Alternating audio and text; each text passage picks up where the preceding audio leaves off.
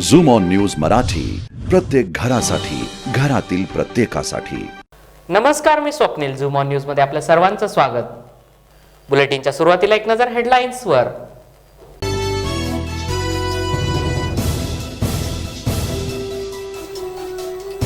दौंडमध्ये शिवसेनेतर्फे जागरण गोंधळ आंदोलन।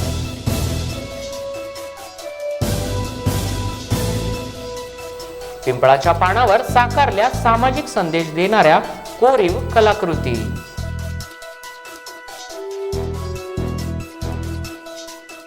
नागपूरच्या सुरक्षा रक्षकानं पैशानं भरलेली बॅग केली पोलिसांच्या स्वाधीन।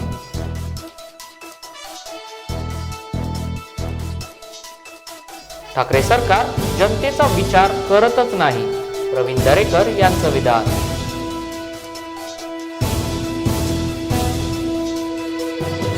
सरकारनं GR मागे घ्यावा, शिक्षक आमदार गानार यांची मागणी।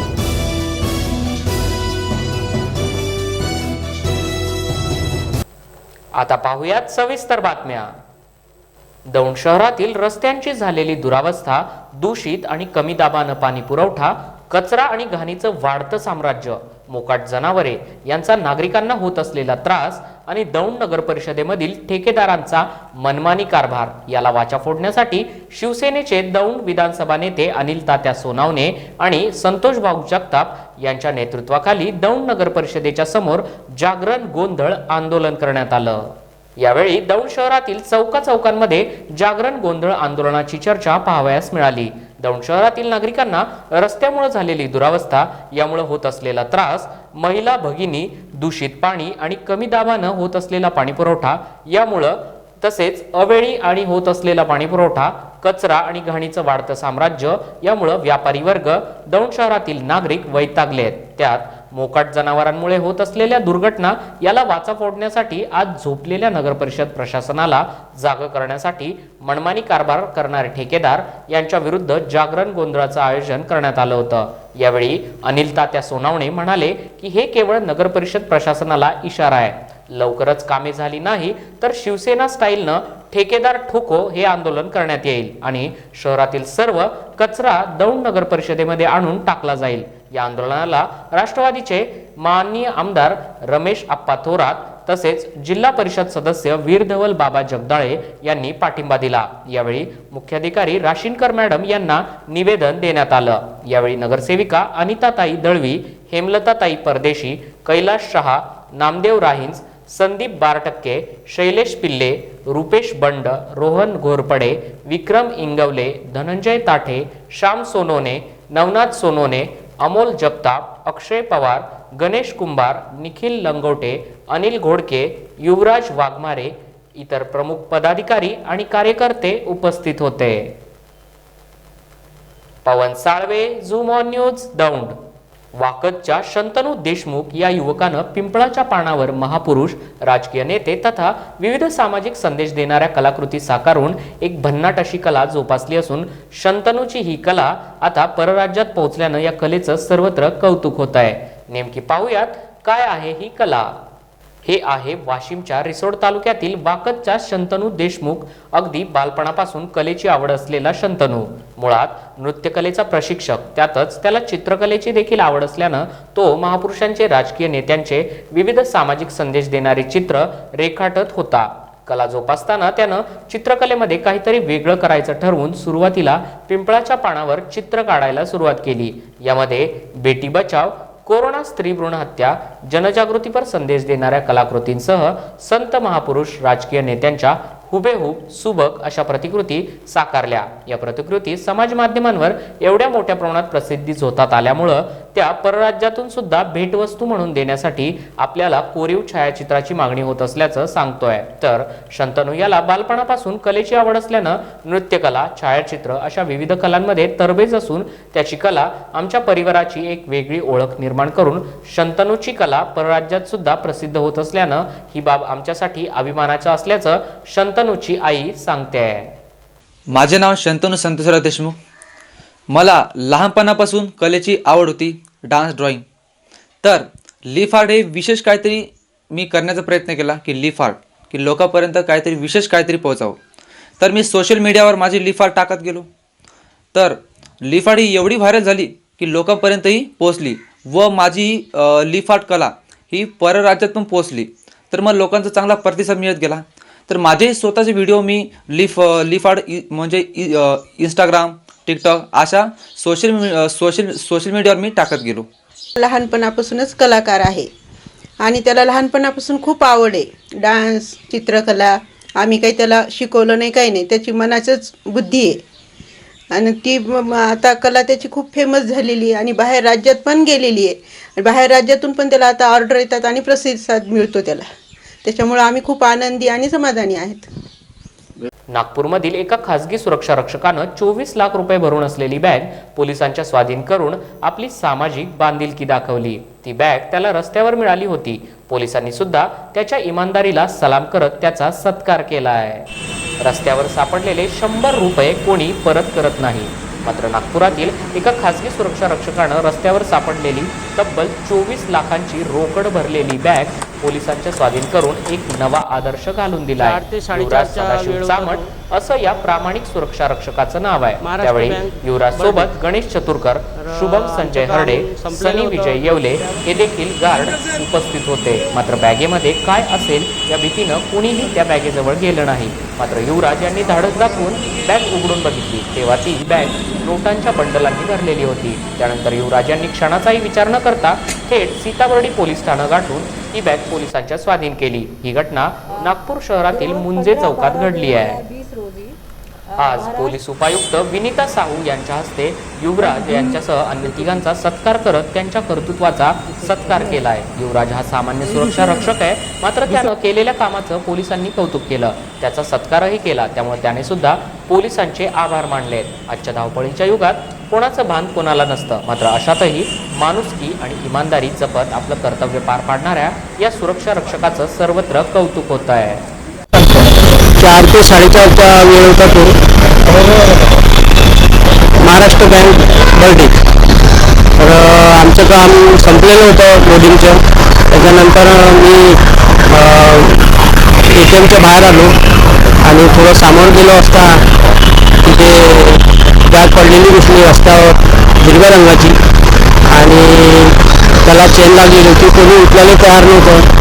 तर नंतर मी ती उचलून 5 मिनिटं वेळ केला की कोणाची असेल तर ती घेऊन घेतो म्हणून, तर कोणी आले नाही. त्याच्यानंतर मी ती कॅश घेऊन आमच्या सहकार्याजवळ गेलो. तर ते उघडून पाहिले असतं तर त्याच्यात पैसे होते आणि काही चेक पण होते. तर ते आम्हाला वाटलं ही त्या कंपनीची पैशाची बॅग आहे, तर ही ज्याची त्याला मिळायला पाहिजे म्हणून आम्ही सरळ पोलीस स्टेशन गाठले आणि सरांजवळ.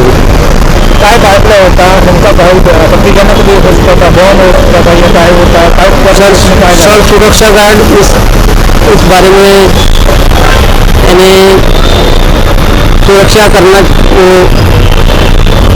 पहले प्रेफरेंस रखता है, इसलिए वो ये नहीं सोचता कि इसमें बम है क्या है. वो थैली हमने इसी के कारण उठाया. इसमें कुछ होगा तो बाजू में कर देंगे या इसमें क्या है तो बताएंगे. आपली कंपनी के द्वारा चांगलं वाटलं सर, बरं वाटलं. हे सरकार पुन्हा एकदा तोंडावर आपटलंय. कांजूरमार्ग मेट्रो कारशेड प्रकल्प हलवू नये अशी आम्ही वारंवार मागणी करत होतो, मात्र हे सरकार जनतेच्या हिताचा विचारच करत नाही. आता या सर्व प्रकरणाचा फटका जनतेला बसलाय. तसेच मुंबईकरांच्या जिव्हाळ्याचा प्रश्न असलेला हा प्रकल्प आता आणखी लांबणीवर गेलाय. न्यायालयानं फटकारल्यानंतर तरी राज्य सरकारनं जनतेचा विचार करावा अशी टीका प्रवीण दरेकर यांनी ठाकरे सरकारवर केली आहे. मला वाटतं पुन्हा एकदा हे सरकार त्या ठिकाणी तोंडावर आपटलेलं आहे. अरे कारशेड हलवू नये अशी आम्ही वारंवार मागणी करत होतो, कारण प्रकल्प लांबेल, लिटिगेशन्स होतील. परंतु आपल्या अहमी स्वभावानं त्या ठिकाणी प्रकल्प हलवला आणि आज अपेक्षेप्रमाणे कोर्टानं त्या ठिकाणी फटकारलं की कलेक्टरने सुनावणी न घेता जो निर्णय दिला होता तो त्या ठिकाणी चुकीचा होता आणि आज त्याला स्थगिती दिलेली आहे. आता हा केवढ्यावर जाणार आहे? फेब्रुवारीपर्यंत जर स्थगिती असेल तर होणारी फिजिबिलिटी, वाढणारा प्रकल्पाचा खर्च कोण भरणार आहे? हा प्रकल्पाचा खर्च शेवटी जनतेच्या खिशातनं जात असतो आणि त्याच्यामुळे मला वाटतं एखादा प्रोजेक्ट पूर्ण करायचा असेल तर अशा प्रकारच्या ज्या अडचणीच्या गोष्टी असतील तिथे मुद्दामून असं काही करायची आवश्यकता नव्हती, परंतु सरकारला जनतेच्या हितापेक्षा, विकासापेक्षा, प्रकल्पापेक्षा भारतीय जनता पार्टीने तो प्रकल्प सुरू केलाय. मग आपण तो एक तर स्थलांतरित करावं, नाव बदलावं, उशीर झाला तरी चालेल, आपल्या मनाने करावं, अशा प्रकारच्या गोष्टीला चपराक देण्याचं काम मला वाटतं कोर्टाने केलेलं आहे. आता यातना तरी त्या ठिकाणी सुधारण्याची आवश्यकता आहे, दुरुस्त होण्याची आवश्यकता आहे आणि मुंबईकरांचा जिव्हाळ्याचा आणि अत्यंत मुंबईकरांचा भेडसावणारा प्रश्न आहे ट्रॅफिकचा, त्याच्यावरची उपाययोजना ही आहे आणि त्याच्यामुळं आता कोर्टाच्या चपराकीनंतर तरी या ठिकाणी सरकारनं दुरुस्त होण्याची आवश्यकता आहे. सरकारनं 11 डिसेंबर रोजी काढलेल्या GRची होळी करत महाराष्ट्र राज्य शिक्षक परिषदेने नागपूरच्या उपशिक्षणाधिकारी कार्यालयासमोर शिक्षक आमदार नामदार गो गानार यांच्या नेतृत्वाखाली जोरदार आंदोलन केलंय. या GRच्या माध्यमातून सरकार अनुदानावर चालणाऱ्या शाळा बंद करण्याचा प्रयत्न करत आहे. शासनाचा हा निर्णय अत्यंत चुकीचा आहे आणि त्याचा संपूर्ण महाराष्ट्रामध्ये निषेध केला जात असल्याची भूमिका घेत GRची होळी करण्यात आली असून यावेळी सरकार विरोधात जोरदार घोषणाबाजी सुद्धा करण्यात आली आहे. सरकारनं हा GR मागे घ्यावा अशी मागणी सुद्धा यावेळी करण्यात आली. बाबतचा 11 डिसेंबर 2020चा GR रद्द करावा या मागणीसाठी आज आम्ही या GRची होळी केली. ही होळी महाराष्ट्रातल्या प्रत्येक जिल्ह्यामध्ये महाराष्ट्र राज्य शिक्षक परिषदेच्या वतीने आज करण्यात येत आहे.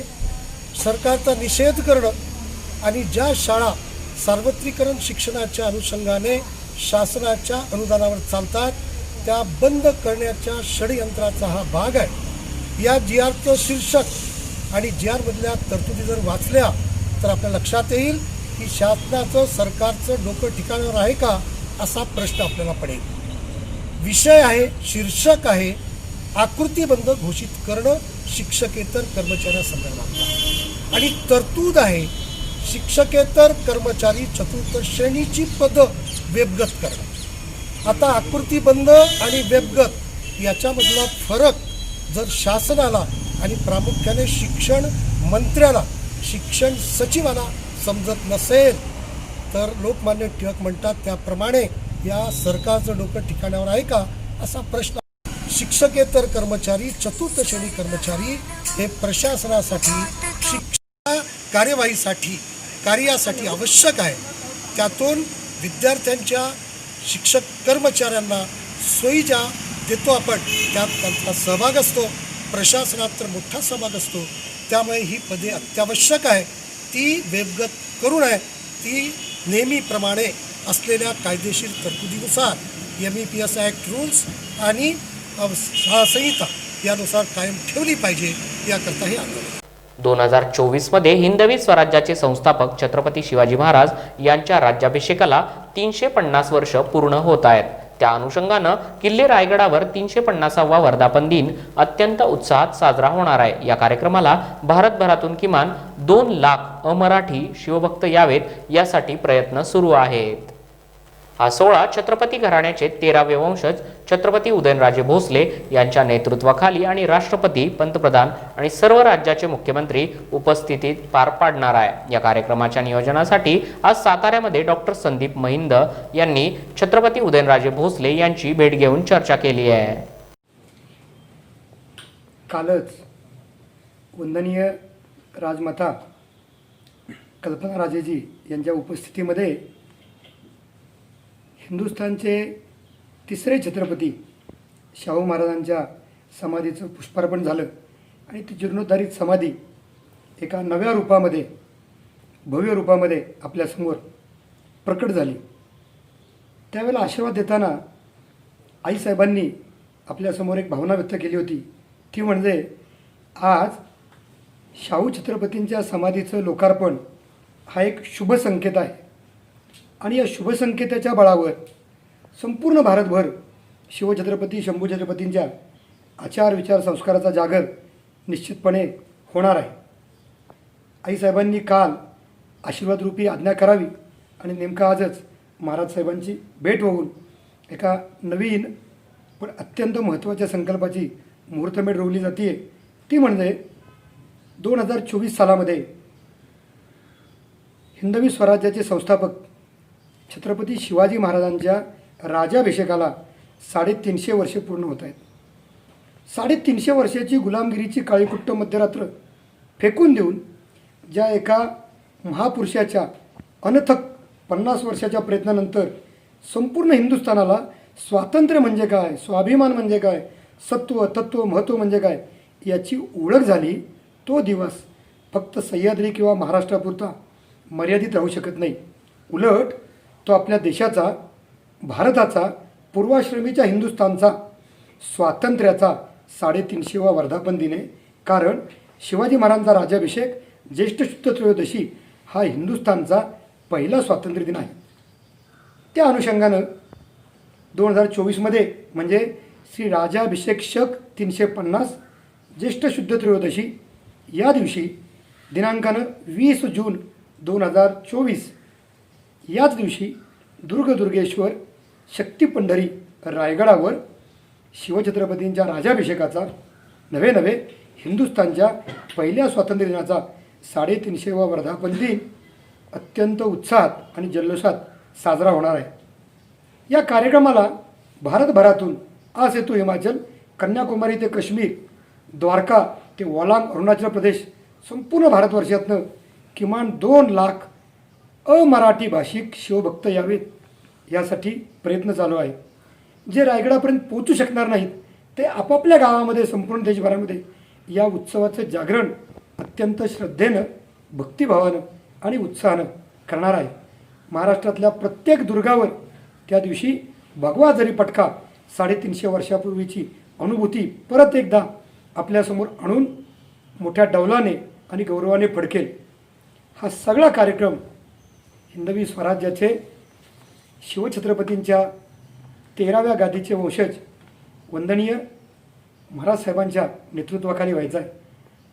2024-25 या संपूर्ण वर्षामध्ये देशाचे महामहिम राष्ट्रपती, पंतप्रधान, त्या राज्यांचे मुख्यमंत्री, राज्यपाल यांच्या उपस्थितीमध्ये काही केंद्रीय राष्ट्रीय स्तरावर, काही रायगडावर आणि त्या प्रांतांमध्ये मोठे कार्यक्रम, त्याच्यामध्ये परिसंवाद, गोष्टी, संगोष्ठी, व्याख्यानं, काही जागरणाच्या मिरवणुका अशा स्वरूपाने हे कार्यक्रम सगळे व्हायचे आहेत.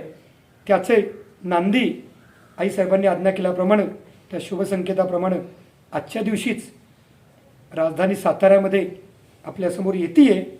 हा दिवसही विजय दिनाचा आहे. एका देशानं दुसऱ्या देशाची लढून तिसऱ्या देशाला जगाच्या नकाशावर स्थान निर्माण करून दिलं, तो विजय दिनाचा म्हणजे बांगलादेश मुक्तीच्या 50व्या वर्षाचा हा प्रारंभ आहे.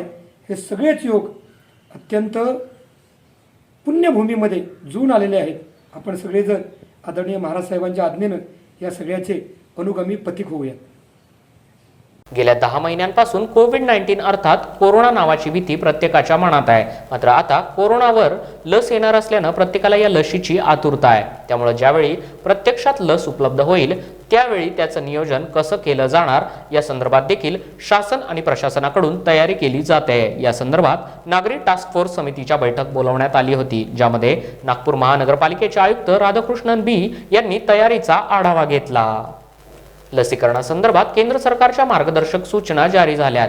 लसीकरणाची प्रक्रिया कधीही सुरू होऊ शकते. त्यासाठी शहरातील संपूर्ण यंत्रणेनं सज्ज राहावं असं आवाहन मनपा आयुक्त राधाकृष्णन बी यांनी केलं आहे.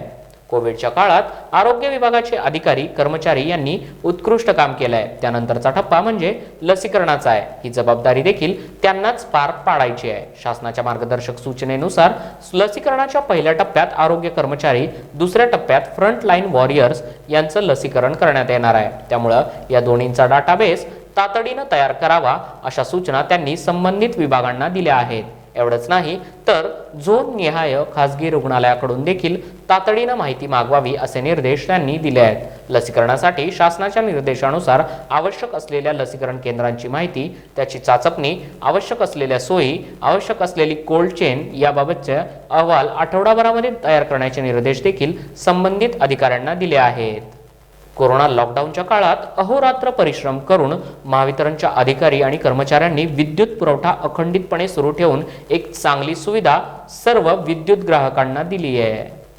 आज घडीला महावितरण उपविभागीय कार्यालय हिमायतनगर अंतर्गत हिमायतनगर शहरी आणि ग्रामीण तसेच सरसम आणि इस्लापूर अशा 4 शाखांमध्ये 5,27,00,000 रुपये वीज बिल थकबाकीचा आकडा एवढ्या मोठ्या प्रमाणात वाढलाय। अक्षरशः महावितरण कंपनी आर्थिकदृष्ट्या संकटात सापडली आहे। ही कंपनी महाराष्ट्र शासनाच्या उपक्रमाअंतर्गत काम करते, त्यामुळे ग्राहकाचा विद्युत पुरवठा न तोडता वसुली करत आहे। विद्युत ग्राहकांनी महावितरणच्या थकबाकीचा भरणा करून महावितरणला सहकार्य करावं असं आवाहन हिमायतनगरचे उपकार्यकारी अभियंता ND लोणे यांनी केलं आहे। Gautam Kamble, zoom on news, Nanded.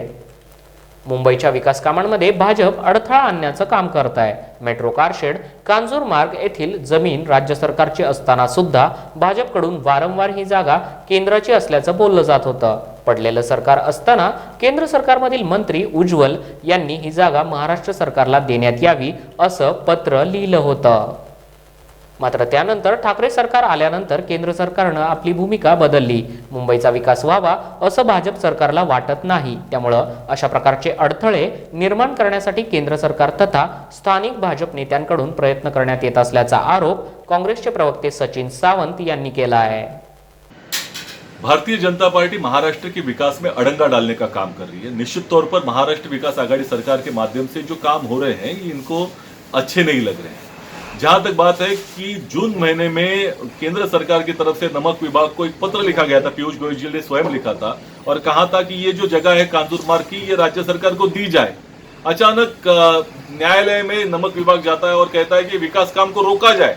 तो ये भूमिका में परिवर्तन कैसे हुआ, इसका जवाब अभी भारतीय जनता पार्टी के नेताओं को देना चाहिए। निश्चित तौर पर महाराष्ट्र के भारतीय जनता पार्टी के नेताओं के कहने से केंद्र सरकार ने भूमिका में परिवर्तन किया है। जहां तक इस निर्णय की बात है, ये निर्णय निश्चित तौर पर 2 उसके भाग है। पहला भाग अफसोसजनक है। इसका कारण है कि 2 दिन पहले ही न्यायालय ने यह भूमिका रखी थी कि किसी की जगह किसी की भी हो, किसी भी सरकार की हो, लेकिन उसके ऊपर अधिकार जनता का होता है, तो जनता के विकास काम नहीं रुकने चाहिए। ये जो निर्णय आया है ये उसके विपरीत है। दूसरी ओर इन्होंने ये जगह का जो मालकियत है वो तय करने की जिम्मेदारी फिर से महसूल विभाग को दी है राज्य सरकार के, और वो महसूल विभाग निश्चित तौर पर निर्णय लेगा। पहले भी महसूल मंत्री जो चंद्रकांत पाटिल जी थे, भारतीय जनता पार्टी के नेता थे, उन्होंने ये कहा था कि नमक विभाग को इसके बारे में कोई पुख्ता सबूत देने की जो उनकी जिम्मेदारी थी वो पार नहीं कर पाए थे। तो आज भी उसी परिप्रेक्ष्य में इस निर्णय को देखना चाहिए। जहां तक बात है कि 1906 से ये जगह के ऊपर मालकियत हो या कब्जा हो, ये राज्य सरकार का रहा है और केंद्र सरकार को इसके बारे में कोई भी पुख्ता सबूत पेश करने की कोशिश उन्होंने जो भी की तो वो उसमें नाकाम रहे। जहां तक बात है ये एक जो निजी विकासक आया हुआ है, इसके पीछे कौन है इसकी भी जांच करने की आवश्यकता है। और मेट्रो 6 का प्रकल्प जो फडणवीस सरकार कोशिश कर रही थी, उसके DPR में भी पूरी तरह से साबित होता है कि ये कांजूर मार्ग की इसी जगह पे होना था और मेट्रो 3 का प्रकल्प नहीं होना था। इसका कारण क्यों था, इसका जवाब भी फडणवीस सरकार ने देना चाहिए कि मेट्रो 3 का प्रकल्प की कारशेड वहां नहीं हो सकती, लेकिन मेट्रो 6 की हो सकती है। तो मेट्रो 6 को कैसी जगह ये मिल सकती थी, इसका भी जवाब देना चाहिए। दूसरी ओर 5,000 करोड़ रुपए देने होंगे, 5,000 करोड़ रुपए देने होंगे, ऐसा न्यायालय का निर्णय है, ऐसा फडणवीस जी बार बार कहते आ रहे थे, 5 साल लगातार करते आ रहे थे। तो वो निर्णय कहाँ है, आज तक वो पेश कर नहीं पाए। तो निश्चित तौर पर भारतीय जनता पार्टी जानबूझकर ये अड़ंगा डालने की कोशिश इसमें कर रही है और जो महसूल विभाग का निर्णय होगा वो तो निश्चित तौर पर राज्य सरकार देगी ही, लेकिन जहां तक इस निर्णय के बारे में जो प्रकल्प रोकने का निर्णय जो न्यायालय ने दिया है, इसके बारे में आगे की न्यायिक प्रक्रिया कैसे होनी चाहिए, इसके बारे में विचार महाराष्ट्र विकास आघाड़ी सरकार करे, ऐसी हम मांग रखते हैं। जहां तक बात है, भारतीय जनता पार्टी ने जो भूमिका ली है ये विपक्ष की भूमिका नहीं है, जिम्मेदार विपक्ष की भूमिका नहीं है, ये विकास को रोकने की बात कर रहे हैं, जो कि बहुत ही अफसोसजनक है। और ऐसा विपक्ष अगर महाराष्ट्र को मिला है तो महाराष्ट्र की जनता निश्चित तौर पर इसका जवाब देगी। मेट्रो कारशेडचं काम थांबवावं हा जो निर्णय आलेला आहे तो अत्यंत दुर्दैवी आहे आणि यातना एक गोष्ट निश्चितपणे प्रकर्षाने सिद्ध होते की गेले वर्षभर ज्या पद्धतीनं विकास कामाला खोडा केंद्र सरकार आणि भारतीय जनता पक्ष घालतोय त्याच अनुषंगानं ही गोष्ट पाहण्यात यावी। याचं कारण असं आहे की केंद्र सरकारच्या भूमिकेमधला बदल हा त्या संदर्भामध्ये अधोरेखित होतो। जून महिन्यामध्ये पियुष गोयल यांनी स्वतः पत्र नमक विभागाला लिहिलं होतं आणि त्यांनी सांगितलं होतं की ही जी कांजूरमार्गची जागा आहे ती राज्य सरकारकडे देण्यात यावी आणि विकास कामं थांबता कामा नयेत, विकास कामाला गती मिळावी या दृष्टिकोनातून आम्ही हा निर्णय घेतो आहोत आणि त्या संदर्भामध्ये कार्यवाही सुरू करण्याचे आदेश देखील देण्यात आले होते. परंतु हाच सॉल्ट विभाग केंद्र सरकारचा आदेश असताना देखील न्यायालयामध्ये जातो आणि हा प्रकल्प थांबवावा अशा तऱ्हेची मागणी करतं.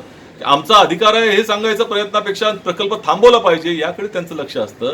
निश्चितपणे भारतीय जनता पक्षाच्या महाराष्ट्रातील नेत्यांच्या सांगण्यावरनं ही केंद्र सरकारनं भूमिका बदलली आणि त्यातनं महाराष्ट्र विकास आघाडी सरकारचं माध्यमातून हे काम होतंय याची पोटदुखी यातनं निश्चितपणे दिसून येते.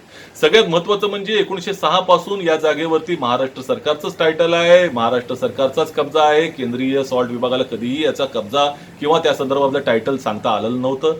ज्या खासगी विकासकाच्या संदर्भामध्ये हे म्हटलं जात आहे भारतीय जनता पक्षाचे नेते हे त्या खासगी विकासकाचे एजंट म्हणूनच काम करतायत अशा तऱ्हेचं चित्र त्या ठिकाणी दिसतंय. याचं कारण त्यांच्याबद्दल त्याला पुळका जास्त आलाय कारण त्यानं कधीही राज्य सरकारकडे आपला दावा दाखल केला नव्हता ही वस्तुस्थिती आहे. दुसरीकडे ज्या पद्धतीनं कांजूरमार्गच्या जागेवरती 4,000 कोटी रुपये द्यावे लागतील असे 5 वर्ष गेले फडणवीस सरकार त्या ठिकाणी सतत म्हणत होतं, फडणवीसजी म्हणत होते, भाजपाचे नेते म्हणत होते.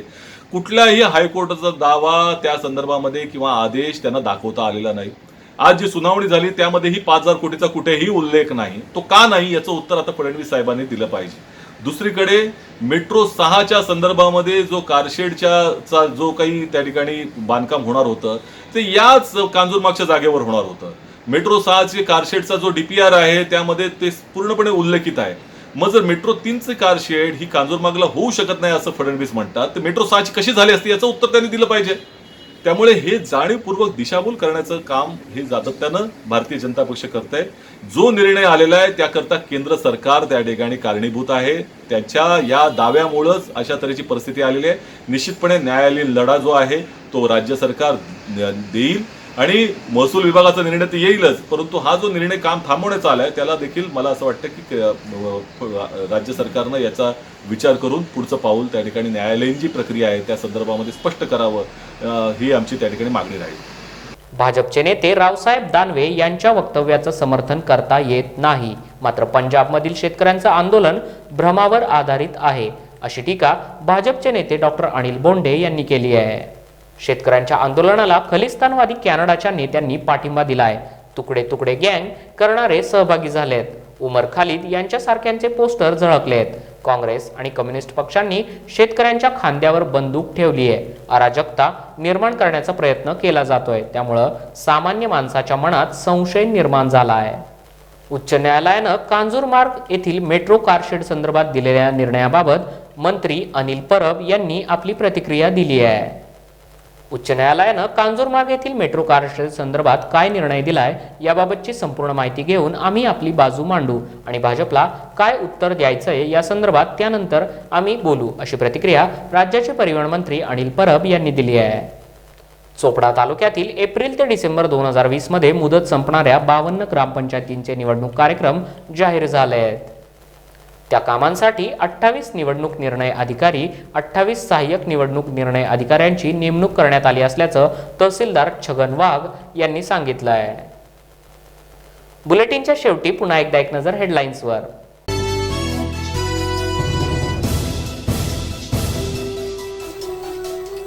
दौंडमध्ये शिवसेनेतर्फे जागरण गोंधळ आंदोलन.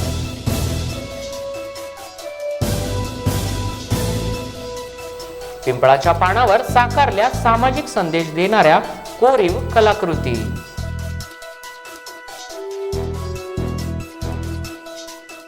नागपूरच्या सुरक्षा रक्षकानं पैशानं भरलेली बॅग केली पोलिसांच्या स्वाधीन.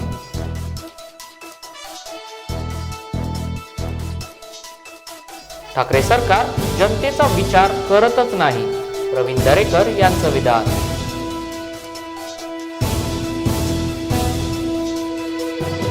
सरकारनं GR मागे घ्यावा, शिक्षक आमदार गानार यांची मागणी.